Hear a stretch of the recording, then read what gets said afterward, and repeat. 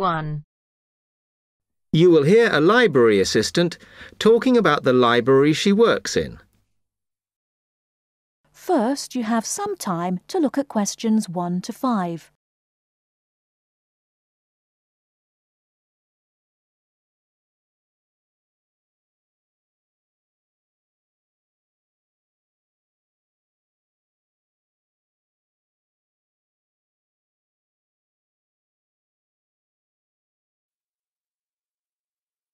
Hi, can I help you?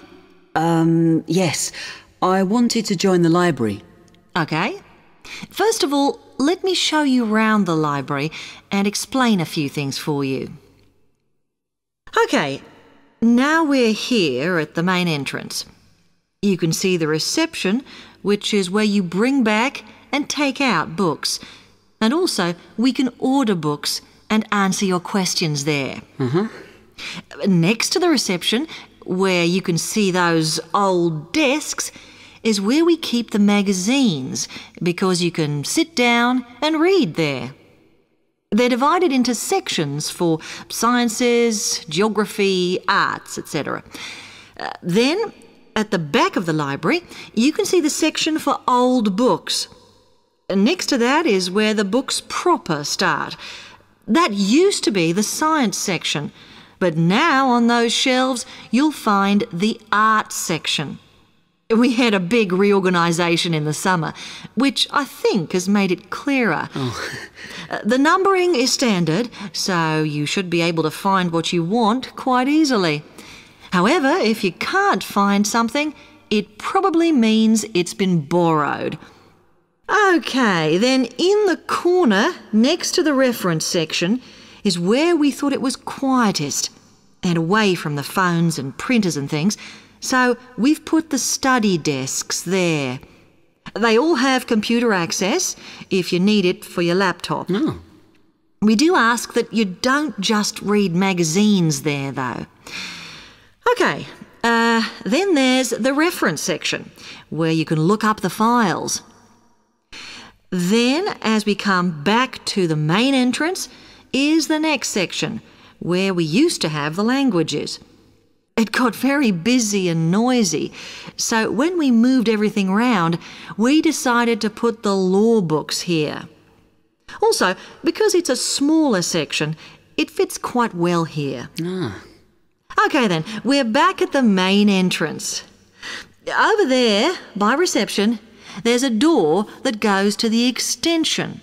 And we have further sections, such as languages and study desks through there. So you could have a look round when we've finished.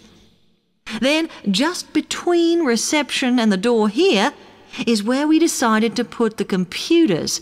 But the computer magazines are in the magazine section, as we found too many went missing here. Okay, is that everything? Before you hear the rest of the conversation, you have some time to look at questions 6 to 10.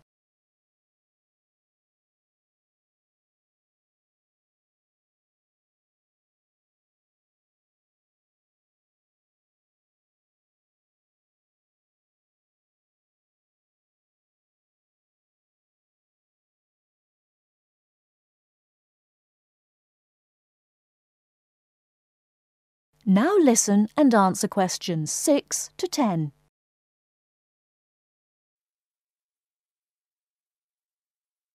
That's great, thanks. Can you just tell me a bit about borrowing and the rules and whatever? Of course. Over the last 2 months, we've been introducing a new system for this, and you can now take books out for 6 weeks. That's generally enough for most people. We usually get books back within 30 days. Of course, you may decide to renew the period. You used to have to come in to get the book stamped because we don't like doing it over the phone, as there's no record of it. But now you can do all that via email. If you do forget to renew, then we do make a charge, I'm afraid. That helps our costs, of course, but we do insist on it. The good news is that there is only one charge. I know some libraries charge £1 for 1 week and then it goes up with each week it's late. We ask for £1.50 as we think that's high enough to stop people being overdue. The other thing you may want to know is what you do about books that are not on the shelves. We do have a system for reserving them. All you have to do is fill in a yellow form behind those blue ones on the desk and give it to someone at reception. We'll let you know when it comes in. Also, sometimes you will need a journal article that we don't have but can get from other libraries. So we offer an ordering service if you need it. Now, if you'd like to fill in this form here... That is the end of part 1. You now have half a minute to check your answers.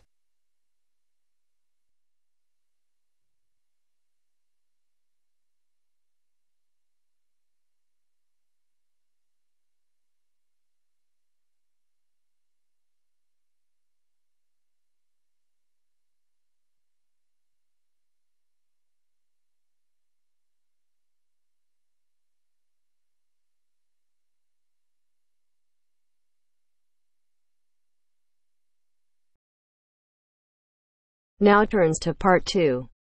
Part 2. You will hear 2 students talking about a class assignment about wild bird rescue and rehabilitation.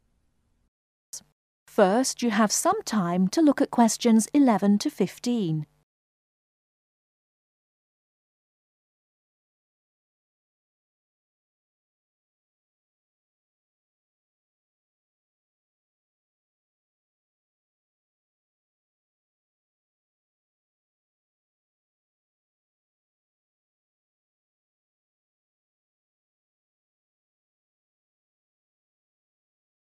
Now, listen carefully and answer questions 11 to 15.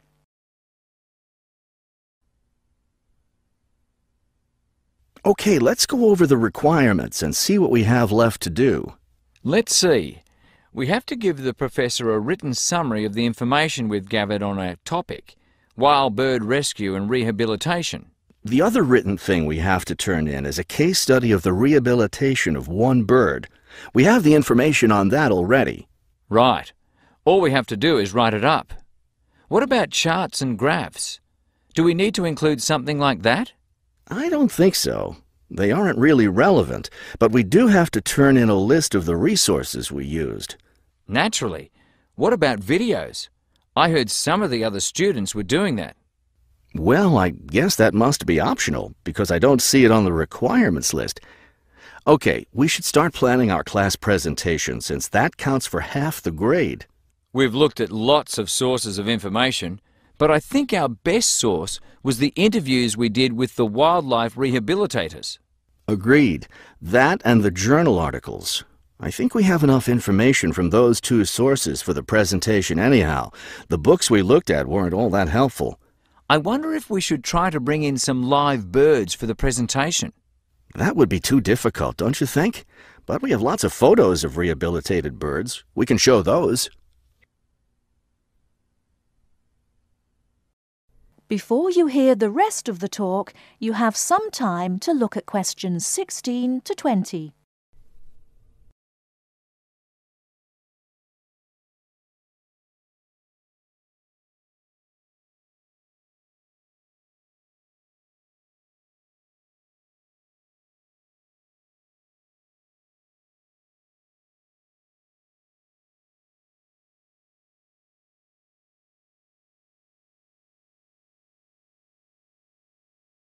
Now listen and answer questions 16 to 20.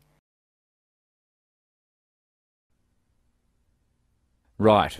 Okay, I think we should start by talking about how to rescue a bird. Probably first we should help people understand which birds need rescuing. Yeah, that's really important, because a lot of times people see a baby bird that's all alone, or they find a bird sitting on the ground and they think it needs to be rescued. And usually, those are just baby birds learning to fly. So we should emphasize that people should only attempt to rescue a bird that's clearly injured. For certain kinds of birds, the rescuer needs to wear protective gloves because some of those birds have sharp claws and can tear your shirt, or worse, injure your face or some other part of your body. Yes, that's an important point. OK, next, let's tell people to put the injured bird in a box with good air circulation. We should let them know that a cage isn't necessary, and a bag, especially a plastic one, could hurt the bird more. Another thing we need to say is that the best way to help the bird stay calm is not by petting it or talking to it, but by leaving it completely alone. Then people should take the bird to the bird rescue center as soon as possible. Right, and we should also point out that when they're driving the bird to the rescue center, it's better not to play music on the radio or talk loudly, because those things just stress the bird. Yes. It's better just to speak quietly while you have the bird in the car. Okay, we've got that part covered. Next, we should talk about what happens at the rescue center. That is the end of part 2. You now have half a minute to check your answers.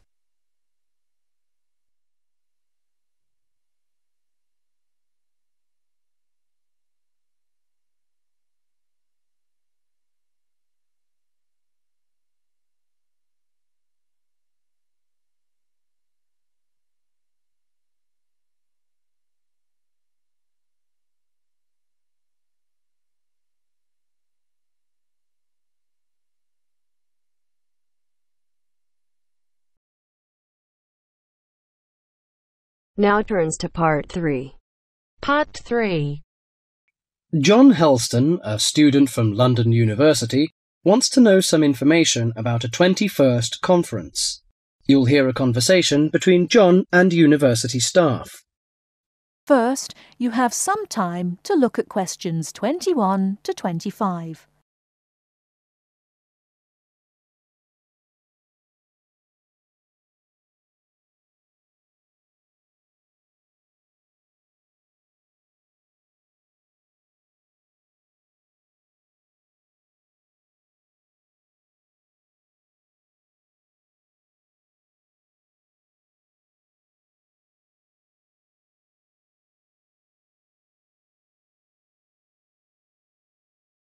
Now, listen carefully and answer questions 21 to 25.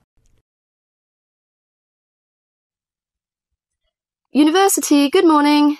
Oh, good morning. Can you put me through to the School of Architecture, please? Certainly. School of Architecture, Professor Dawson's office. Oh, good morning. I was wondering if you could give me some information about the forthcoming Architecture 21st Conference, dates, enrollment procedures, costs, that sort of thing. Certainly. When exactly is the conference? Well, the conference runs for 3 days, from the 18th to the 20th of October. 18th to 20th of October? Oh, good. I'll still be here then. And where exactly is it being held? Is it at the university, as in previous years? No, it's actually being held at the Pacific Hotel. We've rather outgrown the university conference facilities, so we've opted for this new venue. Right, Paradise Hotel. No, Pacific Hotel. Oh, right. And presumably we can get accommodation at the hotel? Yes, but you'll need to contact them direct to arrange that. I'll give you the number for hotel reservations. Have you got a pen ready? Yeah, go ahead. It's area code 07 and then 933 2233. Okay, and what's the registration fee?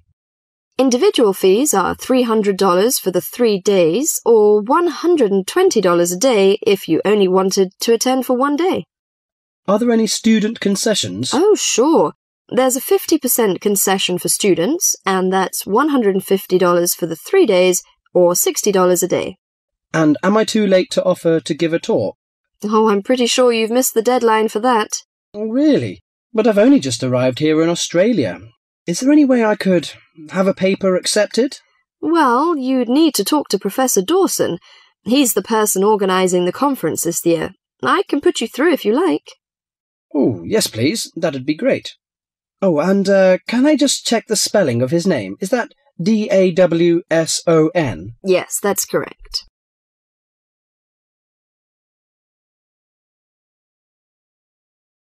Before you hear the rest of the talk, you have some time to look at questions 26 to 30.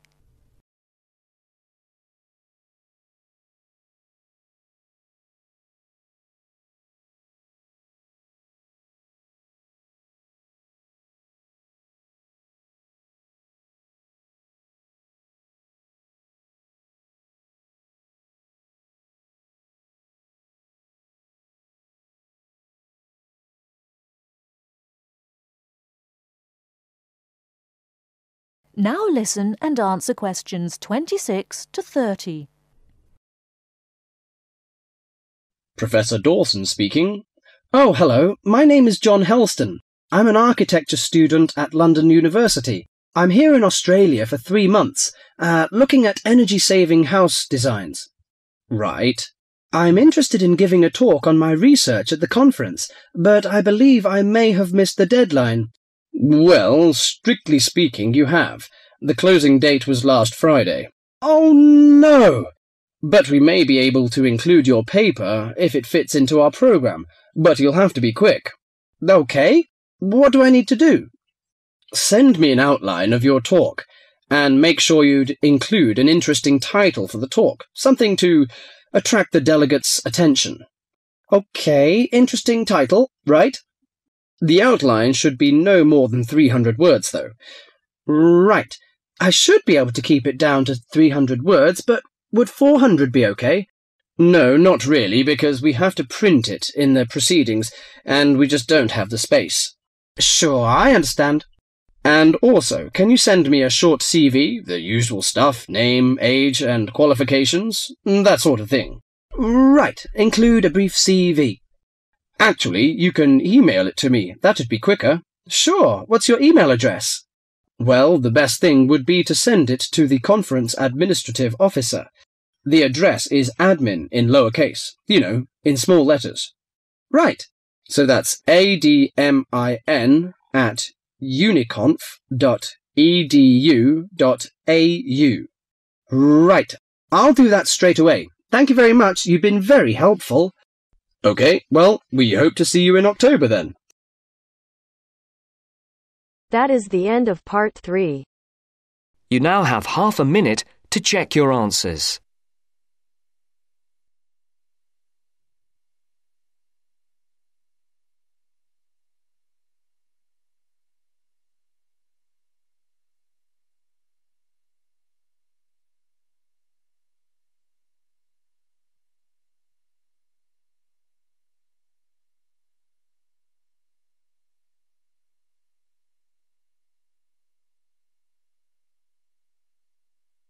Now turns to part 4.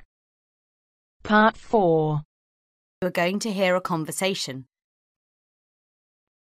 First, you have some time to look at questions 31 to 40.